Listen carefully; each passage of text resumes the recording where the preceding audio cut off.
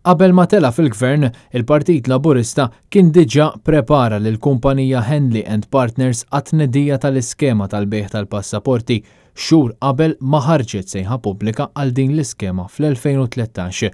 Rapporti fil-ġurnali lokali jindikaw suspetti serji li il-Labor fassal kollox meta kien fl-oppożizzjoni u fassal kollox mingħajr ma wera l-intenzjonijiet tiegħu fil-programm elettorali tal-2013. Fil-fatt, ftit ġimgħat wara li l-Labor ħal poter f'Marzu tal-2013, Henley and Partners qabdu avukat biex jeżamina l-iskema dan minkejja li s-sejħa tal-gvern kienet għadha ma ħarġitx.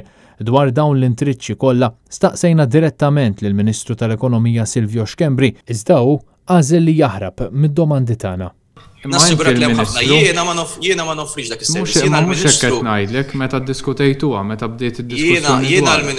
Jiena l-Ministru li grazzi għal flus li rnexxinna nagħmlu minn dak il-programm kont ġejt quddiem il-poplu daqs sena ilu u li għednilhom li l-peace li qed tagħti il-pandemija grazzi għal flus li rnexxinna nfadlu wkoll mod partikolari permezz tal-programm ħankun qed narfgħu aħna bħala gvern.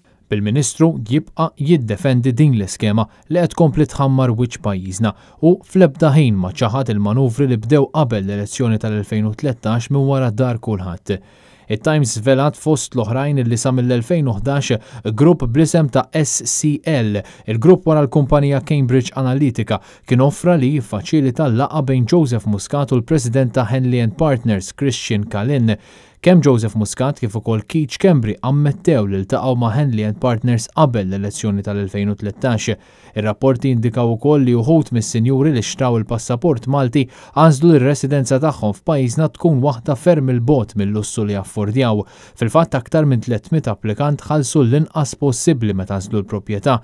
Oħrajn krew proprjetajiet li lanqas biss kienu għadhom inbnew. Henley and Partners kienu isibu dawn il-proprjetajiet għal miljonarji li xtaqgħu jsiru Maltin.